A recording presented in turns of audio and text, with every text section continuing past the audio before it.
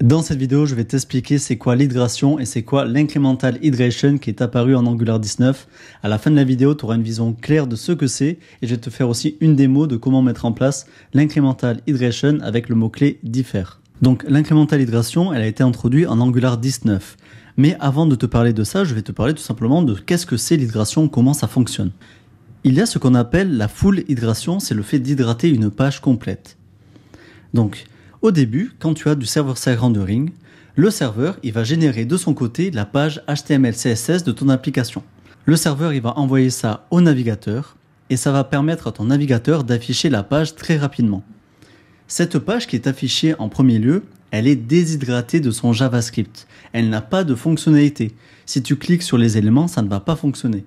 C'est seulement dans un deuxième temps que le serveur va envoyer le JavaScript de la page et que le navigateur va hydrater la partie HTML CSS avec le JavaScript. Et à ce moment-là, c'est bon, on a accès à toutes nos fonctionnalités, on a une page qui est considérée comme hydratée.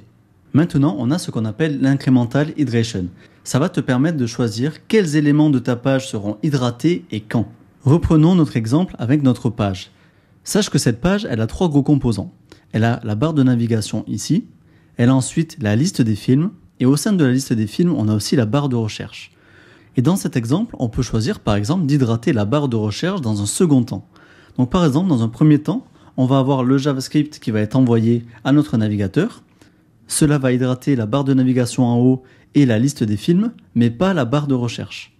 C'est seulement dans un second temps que le serveur va envoyer le JavaScript de la barre de recherche et que celle-ci va être hydratée. Donc c'est ce qu'on appelle l'incremental hydration et on va coder ça tout de suite. Donc ici j'ai mon application avec du server-side rendering. Il faut savoir que maintenant dans le Angular DevTool, tu vas pouvoir voir les éléments qui sont hydratés ou non. Tu vois ici maintenant tu as une petite goutte qui te dit si les composants en fait sont hydratés.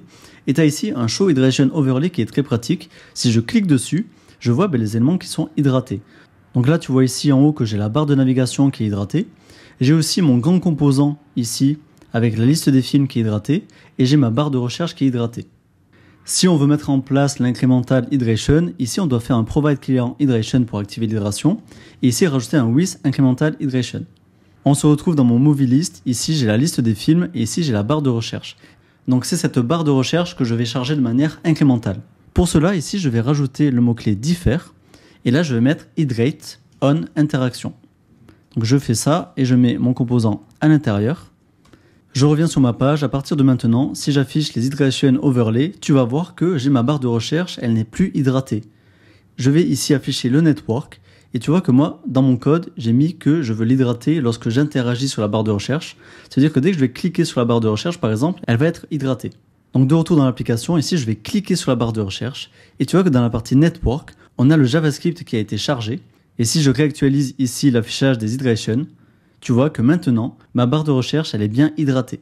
Et tu vois, c'est aussi simple que ça, il n'y a rien à faire d'autre. Donc c'est bon, j'espère que maintenant, tu as une vision claire de l'utilité de l'incremental hydration et de comment elle fonctionne. Si tu as apprécié cette vidéo, je t'invite à mettre un like. N'hésite pas à t'abonner parce que je vais continuer à poster des vidéos comme ça sur Angular. Et si tu es sur cette vidéo, je considère que tu es déjà un développeur Angular peut-être intermédiaire ou avancé. Et j'ai envie de te poser une question, est-ce qu'aujourd'hui tu es satisfait de ta situation actuelle? Est-ce que tu as le job de tes rêves? Est-ce que tu as le bon salaire? Parce que sache que j'ai fait une formation qui s'appelle Angular Dream, qui est là pour transformer tes compétences que tu as déjà en une carrière qui est rentable et épanouissante. C'est-à-dire avoir des bonnes ambiances, des bonnes missions, avoir le full remote, gagner minimum plus de 5 000 € par mois.